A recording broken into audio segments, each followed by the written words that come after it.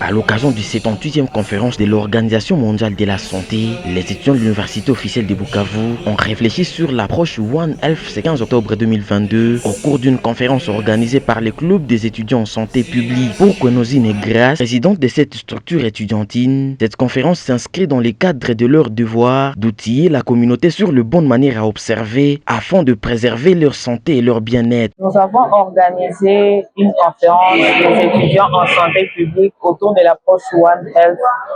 C'était pour éveiller les consciences des amis étudiants par rapport aux enjeux actuels sur l'interface du globe. Parce que vous savez qu'actuellement, l'OMS a mis en place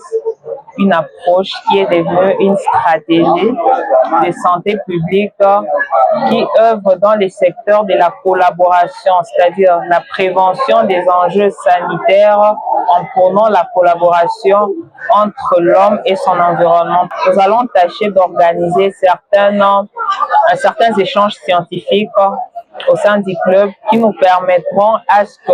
l'élite de santé publique puisse développer beaucoup plus ses compétences dans la recherche, mais aussi dans la documentation. Pour Christian Irenge, enseignant d'université, pharmacien de formation et l'un des orateurs du jour, cette approche est une solution efficace pour juguler le problème sanitaire qui ne cesse de ranger l'humanité. La conférence, c'était une introduction sur les approches One Health de gestion des risques sanitaires. On peut retenir premièrement, c'est que One Health, c'est une approche qui prône la gestion interdisciplinaire, intégrée, faisant intervenir la santé animale, la santé humaine et les composantes environnementales pour les questions de santé, en faisant collaborer les agents ensemble pour optimiser la réponse de gestion sanitaire. Je m'attends à ce que les étudiants puissent comprendre que la gestion des problèmes comme l'Ebola, qui touche la santé humaine, qui touche les réservoirs animaux, qui sont les primates, et qui touche l'environnement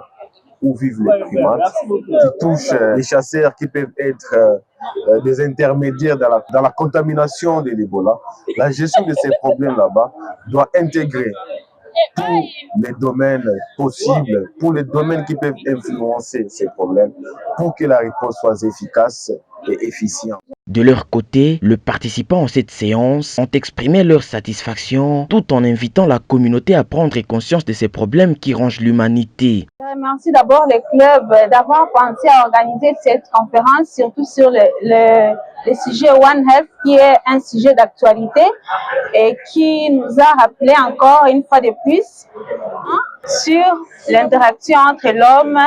l'environnement et l'animal. Et si nous prenons conscience de ce que l'environnement représente pour nous, surtout pour notre santé, je pense que nous pouvons arriver à avoir une bonne santé, et cette approche One Health pourra avoir sa place. L'environnement n'a pas de problème, mais c'est nous qui avons beaucoup plus de problèmes très sérieux, nous les humains. Si vraiment nous travaillons sur notre mental, nous les humains, si nous essayons quand même de conscientiser, de sensibiliser davantage les communautés ou bien les populations, je précise, et je les mets au pluriel, je pense que vraiment nous pouvons en tout cas essayer quand même de remédier à cette question-là qui du jour au jour essaie quand même